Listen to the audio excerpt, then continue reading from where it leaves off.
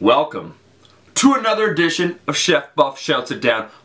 Your faithful host, Omar Isaf, and today I got 5 minutes. 5 minutes to answer as many questions as possible, and I can only take a maximum of 30 seconds to answer each question.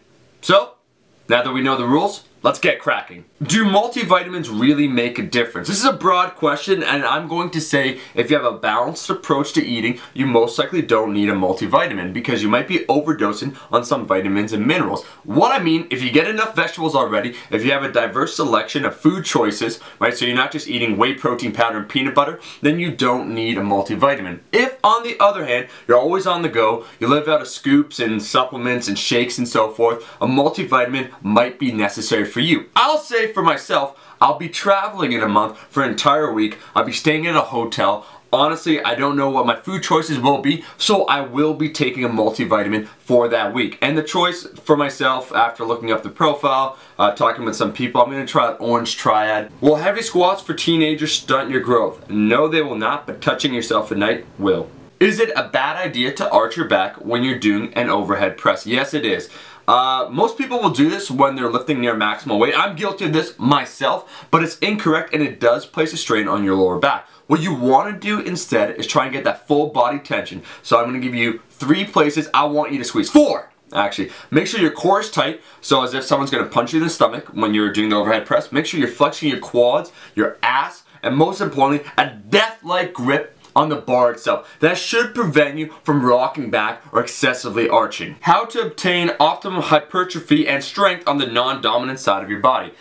3 basic things. 1, bilateral movements. Make sure your form is perfect. Usually your dominant side will tend to take over, so your form needs to work. Second of all, unilateral movements, so doing lunges. I would make sure that your weaker side always starts first. And most importantly, 3, you'll learn how to activate that side because you're probably less neurally efficient. So I like to do light band activation work. So let's say a light band chest press or pull down before you do a working set to help emphasize that weak area. Over time, it should be fixed. When should you wear a weightlifting belt? Well, I noticed a trend online where people will use a belt too frequently and they don't have the proper core strength, so they're just developing further imbalance. Yes, it's important to increase that intra-abdominal pressure and protect your lower back. I agree with that.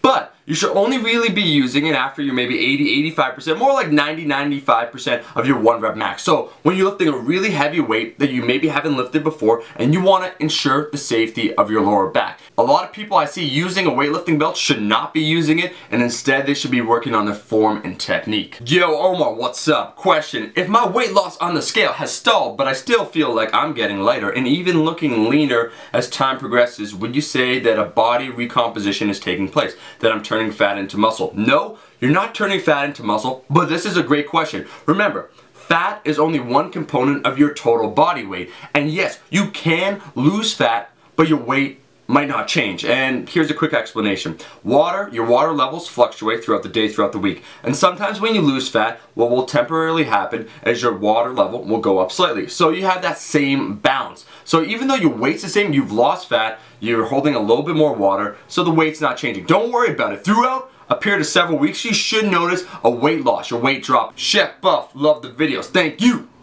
What's your best advice for us busy family guys who can't spend much more than 35 to 40 minutes a day at the gym? I currently go 5 days a week during my lunch break. Great question. So I'm assuming body recomposition, losing some fat, hopefully over time building some muscle is your goal. I'd recommend an upper lower split. 4 days a week, so upper lower, and the 5th day would be conditioning. So in the eventuality that you do in fact want to lose weight, you could actually be improving your overall fitness, so it makes it easier for you to lose that weight. How does one go about repairing a damaged metabolism? It's actually quite easy. It just takes time because you've been chronically under eating. So what you need to do is slowly increase your activity levels and your calories over time. I have a video already, bam, on maintenance, how to figure out your maintenance calories, and you'll have to figure out how many calories you're eating. So let's say it's 1,500, how many calories you need to be eating, let's say it's 2,500, and over a period of let's say 8 weeks, gradually ramp it up. And if you do it slowly, your metabolism, first of all, calorie intake determines your calorie output, your metabolism.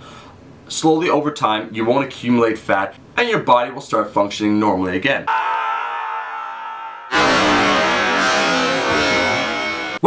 That is another edition of Chef Buff Shouts It Down. Thank you for watching my videos. If you like the video, make sure to like the video. And if you're not a subscriber, what you waiting for? Chef Buff Army, my zealous army, I will be seeing you guys in the next video. Peace!